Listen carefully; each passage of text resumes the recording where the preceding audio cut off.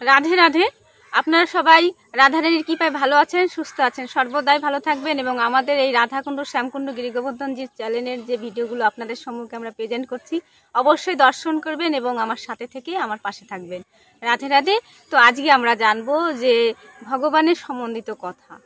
হ্যাঁ, আমরা বলার চেষ্টা রাখছি, কিন্তু আপনারা অবশ্যই কমেন্টে বলবেন যে কি ধরনের কথা বা কাহিনী বা ভগবানের নীলা কথা আস্বাদন করার আপনাদের অভিপ্রায় আছে, অবশ্যই আমাকে জানাবেন, আমি চেষ্টা রাখবো। তাহলে আমরা আজকে জানবো যে ভগবানের কথাই, যে পৃথিবীতে আমাদের সব কিছু আছে, সব কিছুই আমরা পাচ্ছি, কিন্তু এমন কি জিনিস নেই যে জিনিসটা আমরা মিস করছি বা আমাদের সাথে থাকলে অবশ্যই আমরা একটা দুর্গম রাস্তায় কি বলবো প্রবর্তন করতে পারতাম। তাই সেটা জিনিসটি কি আমরা খুঁজে পাবো? এই সারা পৃথিবীতে কত কোটি মানুষ বিরাজ করছে বা আমরা বাস করছি, তাই না? কিন্তু সেই কথাটাই আমরা জানতে গেলে আমাদের অবশ্যই ধর্মপথে আসতে হবে। সেই ধর্মগ্রন্থের নাম মহাভারত। তো মহাভারতের থেকে আমরা বলবো যে আমরা কি নেই আমাদের সাথে, তাই না? আমাদের কিন্তু সব আছে। তো সেই মহাভারতে যেগুলো আছে না, আমাদের অবশ্যই কলিযুগে আমাদের সমাজেও সেগুলো আছে। তার সেই নামগুলো আমি বলছি, চরিত্রগুলো বলছি যে কি নেই আমাদের কাছে, কিন্তু কোন বস্তুতে নেই, বস্তু বললে ভুল হবে, যে কোন বিশেষ জিনিসটি আমাদের মধ্যে নেই। তো মহাভারতের দিকে যদি আমরা যাই, সেখানে যে ধৃতরাষ্ট্র আছে, তাই না? কিন্তু আমাদের সমাজেও সেরকম ধৃতরাষ্ট্র অভাব নেই। পুত্র শোকে কাতর হয়ে অন্ধর মতো কি না করতে পারে, তাই তো? সেরকম ধৃতরাষ্ট্র আমাদের এখানে আছে। আমাদের এখানে দুর্যোধন দুঃশাসনের মতো, বস্ত্রহীনতা, নারীদের হেনস্থ করার, অসম্মান করার মতো তাদের অভাবও নেই। তার এই মহাভারতে যেগুলো ছিল এখানে কি নেই? অবশ্যই আছে। আবার কি বলবো, আমাদের যে দাতা কর্ণের মতো এখনো বিশেষ কোনো ভক্ত আছে, তিনি দান না করে একটু জল পানও করেন না। এখনো আছে কলিযুগে, কিন্তু আমরা খুঁজতে পাচ্ছি না। আমরা জানি, কিন্তু ভালো লোকের প্রচেষ্টায়, তাদের কৃপায় এখনো আমরা একটু সূর্যের আলো দেখতে পাই। সাধুদের আশীর্বাদ, সাধুদের কৃপায় কিন্তু সূর্য উদিত হয়। এবার আমরা বলবো যে ধার্মিক মহাভারতের কে ছিলেন? আমাদের যুধিষ্ঠির দাদা। মহারাজ যুধিষ্ঠিরের মতো ধার্মিক এখনো ভারতবর্ষ নয়, পৃথিবীর চতুর্দিকে ভ্রমণ করলে দেখা যাবে এখনো আমাদের দাদা যুধিষ্ঠির আছে।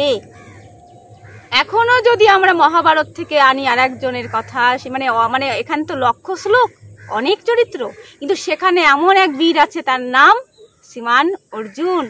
এখনো আমাদের সমাজে অর্জুনের মতো ভক্ত আছে। তার জন্যে আমাদের সমাজে কি হয়, এখনো নারী সম্মানিত হচ্ছে, নারীদের মাতৃজ্ঞানে শ্রদ্ধা করা হচ্ছে, মায়েদের সমস্ত শিক্ষা, সমস্ত কিছুতে আমরা এগিয়ে রাখতে পারছি। তাহলে অর্জুনের কৃপায় এমনও কিছু লোক ভক্ত এখনো আমাদের আছে। তাহলে মহাভারতের সব কিছুই আমরা খুঁজে পেলাম, কিন্তু আমাদের মধ্যে কি নেই, কোনটির অভাব, সেটিকে আমরা বুঝতে পারলাম না। আমাদের মধ্যে কি নেই? সেই কুরুক্ষেত্র রণাঙ্গনে, হ্যাঁ, ভগবান শ্রীকৃষ্ণ শ্রীমান অর্জুনের রথের সারথি হয়ে দাঁড়িয়েছিল এবং অর্জুনের সমস্ত ভালো উপদেশগুলো তিনি দিয়েছিল। কিন্তু আমাদের এই কলিযুগে ভগবানের মতো সারথি যদি থাকতো, মা, আমরা বললাম কি নেই? অবশ্যই ভগবান শ্রীকৃষ্ণের মতো আমাদের জীবনেও যদি সেই রকম একজন সারথি থাকতো, তাহলে আমরা ভালো ভালো ভালো আর ভালোই করতে পারতাম। আমরা জীবনে একজন প্রতিষ্ঠিত লোক হতে পারতাম, অর্জুনের মতো একটা সখা পেতাম, অর্জুনের মতো একজন গুরু পেতাম। অবশ্যই রথের সারথি, আমাদের জীবনের রথের সারথি যদি শ্রীকৃষ্ণ হতো, আমরা অবশ্যই জয়লাভ করতাম, অবশ্যই ধর্মকে স্থাপন করতে পারতাম।